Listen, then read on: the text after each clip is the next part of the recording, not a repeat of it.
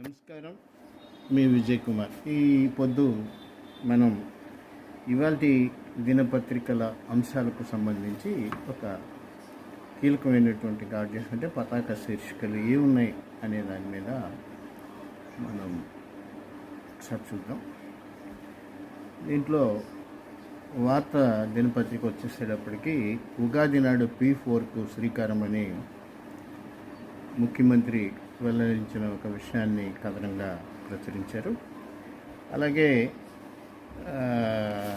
ఇంట్లో ప్రత్యేకంగా వార్తలో ఇవాళ చెప్పుకోవాల్సింది ఏంటంటే దేశ పౌరులందరికీ సార్వత్రిక పెన్షన్,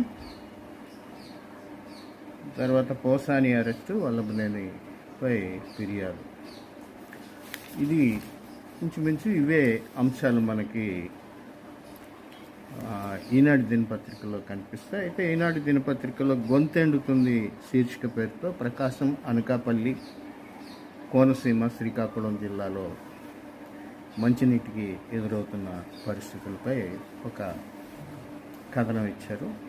ఇక సాక్షి షరా మామూలే ఇదొక బ్యానర్ ఐటమ్ ఏంటంటే రెడ్ బుక్ రాజ్యాంగం, బాబు నియంతృత్వం, చిన్నబాబు నిరంకుశత్వం. కామన్ ఐటమ్ అటు ఈనాడులో కానీ, ప్రజాశక్తిలో కానీ, జ్యోతిలో కానీ, వార్త దినపత్రికలో కానీ ప్రముఖంగా వచ్చింది. కనుక మనం గమనించుకున్నటువంటి పరిస్థితులు ఉంటే పోసాని మురళీకృష్ణ అరెస్ట్ ఒకటి, హరహర మహాదేవ అనే శీర్షికకు దగ్గరగా ఉండేటట్టుగా ఆయా చోట్ల జరిగిన శివరాత్రి ఉత్సవాలు, శివరాత్రి రోజు చోటు చేసుకున్నటువంటి కొన్ని విషాద ఘటనల్ని ప్రస్తావించారు. ఇక ప్రజాశక్తి పేపర్ అయితే కొంచెం